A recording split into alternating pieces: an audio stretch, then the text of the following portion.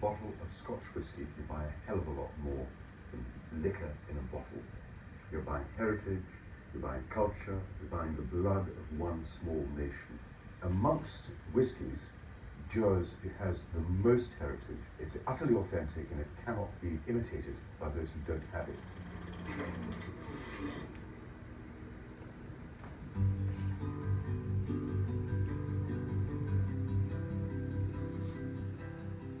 Everything that we do is true. I don't have to remember some kind of made-up story from a market department. There's a lot of real history, a lot of the proper old documents. I like getting my hands dirty. It is about picking up the things that Thomas Dewar touched, that John Dewar touched. And these are real people, and real kind of men of substance.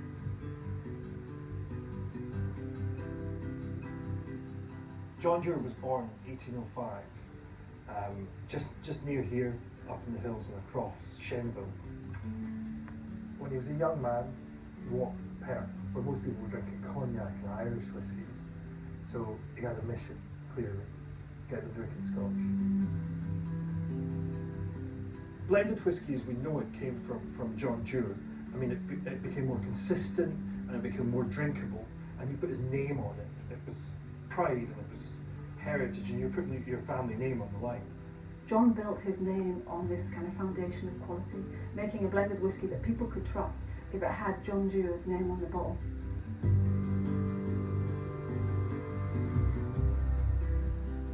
We started to win award after award. Today we won more than 400 awards at international competition, and Dewar's is the most awarded blended Scotch in the world. And then we won the Royal Warrant in 1893. We've been a supplier to the Royal Household ever since Queen Victoria, the only blended whisky company to achieve it. So from pretty humble beginnings in a croft in the rural Perthshire, today Dewar's is the #1 selling Scotch in the US.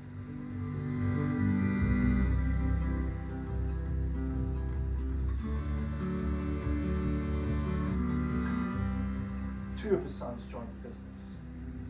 So there was John Alexander and John Junior. He was very sensible because he built Aberfeldy Distillery. Aberfeldy has a lovely smooth texture, sort of waxiness, which I'm picking up in this. So this is, I mean, one of the significant aspects of white label is this smooth.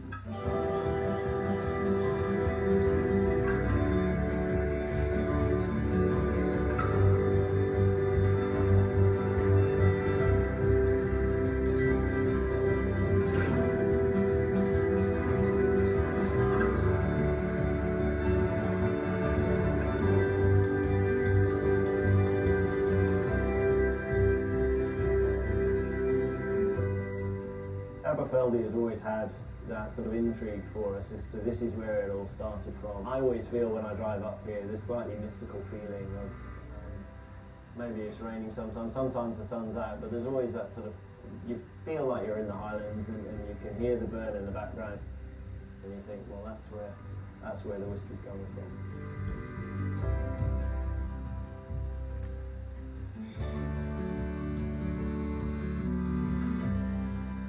Scotch whisky isn't a quick investment. We've got these beautiful stone warehouses and we use great quality oak casks to mature our spirit. You put it in a barrel, put it in a good barrel, lock it away for 12 years, and it comes out a completely different product that went in.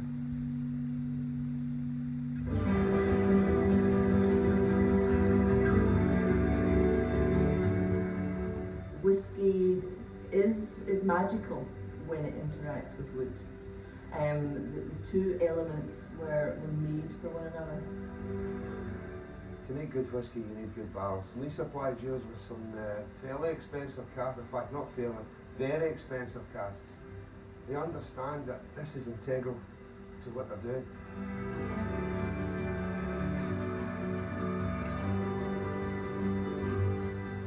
In 1885, Thomas Dewar set off to London to start to expand the company south of the border. Tommy was the kind of maverick, the traveller, the bon viveur and the raconteur. He had two letters of introduction, and he visited these two two gentlemen who were potential customers.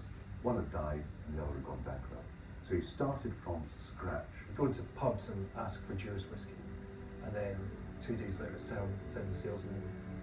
He travelled to 26 different countries, appointed 32 different sales agents around those countries. So he was in India, Singapore, he was all over the place.